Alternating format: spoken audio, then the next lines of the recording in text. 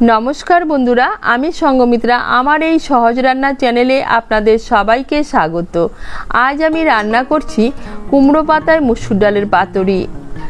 আপনারা খুব সহজেই বাড়িতে বানিয়ে নিতে পারেন এই রেসিপিটি। এটা গরম ভাতে খেতে কিন্তু অসাধারণ লাগে।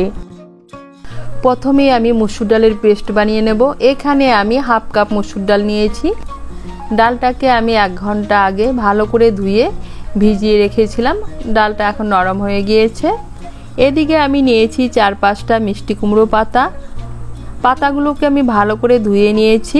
এখন এর মধ্যে নিয়ে নিচ্ছি সামান্য একটু নুন দিয়ে পাতাগুলোকে হালকা করে একটু মেখে নেব। আমি পাতাগুলো নুন দিয়ে মেখে নিচ্ছি। আপনারা চাইলে পাতাগুলোকে সামান্য একটু গরম জলে ভাপিয়েও নিতে পারেন বা গরম জলের মধ্যে ভিজিয়েও রাখতে পারেন। নুন দিয়ে পাতাগুলোকে হালকা করে একটু মেখে নিয়েছি। এখন আমি পাতাগুলোকে সাইডে রেখে দিচ্ছি। এদিকে মসুর ডালের পেস্টটা বানিয়ে নিয়েছি। পেস্টটা বানিয়ে আমি মসুর ডালের পেস্টটাকে একটা বোলের মধ্যে নিয়ে নিয়েছি। এখন এর মধ্যে নিয়ে নিচ্ছি কিছু উপকরণ। নিয়ে নিচ্ছি একটা বড় সাইজের পেঁয়াজ কুচি, নিয়ে নিচ্ছি গ্রেট করা আদা, রসুন কুচি, লঙ্কা কুচি, নিয়ে নিচ্ছি 1/4 টিস্পুন কালো জিরে, 1/4 টিস্পুন হলুদ গুঁড়ো, 1/4 টিস্পুন লঙ্কা গুঁড়ো, স্বাদ মতো নুন,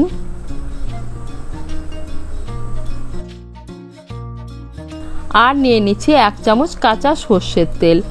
সমস্ত উপকরণ দিয়ে মসুর ডালটাকে ভালো করে মেখে নেব।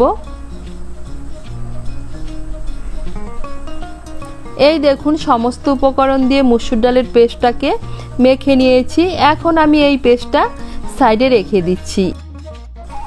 এদিকে দেখুন কুমড়ো পাতাগুলো আমি সামান্য একটু নুন দিয়ে হালকা করে মেখে রেখে দিয়েছিলাম। পাতাগুলো নরম হয়ে গিয়েছে আর পাতাগুলোর থেকে জলও ছেড়ে দিয়েছে। এখন আমি জলটাকে ভালো করে চিপে বের করে নেব। এই দেখুন জলটাকে ভালো করে চিপে বের করে নিয়েছি। এখন আমি একটা একটা করে পাতা আলাদা করে নেব। এই দেখুন পাতাগুলোকে আলাদা করে নিয়েছি। এখন আমি পাতুরিগুলো বানিয়ে নেব। পাতুরিগুলো বানানোর জন্য আমি একটা প্লেট নিয়েছি। এর মধ্যে নিয়ে নিচ্ছি 2টো কুমড়ো পাতা। আমি যেহেতু এখানে ছোট সাইজের কুমড়ো পাতা নিয়েছি তাই 2টো করে পাতা নিচ্ছি। এর মধ্যে নিয়ে নিচ্ছি আমি যে মসুর ডালের পেস্টটা সমস্ত উপকরণ দিয়ে মেখে নিয়েছি কিছুটা পরিমাণ মসুর ডাল। এখন পাতাটাকে মুড়ে নেব। পাতাটাকে মুড়ে নিয়েছি। এর মধ্যেও লাগিয়ে নিচ্ছি মসুর ডালের পেস্ট।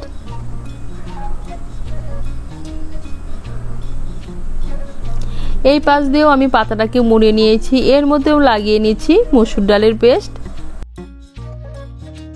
এর মধ্যেও আমি লাগিয়ে নিচ্ছি মসুর ডালের পেস্ট। এইভাবে মসুর ডালের পেস্ট দিয়ে পাতাটাকে ভালো করে মুড়ে নেব।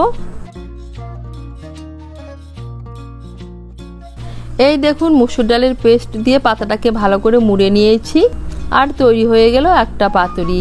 এভাবে আমি সবগুলো পাতুরি বানিয়ে নেব।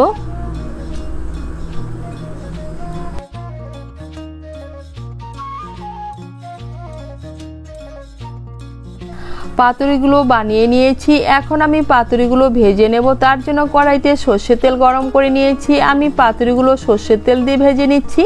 আপনারা সাদা তেল দিয়েও ভেজে নিতে পারেন। এর মধ্যে দিয়ে দিচ্ছি 2টো পাতুরি।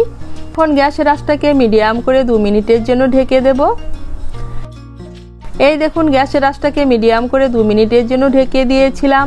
এখন আমি উল্টে দেব আর ঢাকা চাপা দেব না, কিন্তু গ্যাসের আঁচটাকে মিডিয়াম করেই আমি পাতুরিগুলোকে লাল করে ভেজে নেব।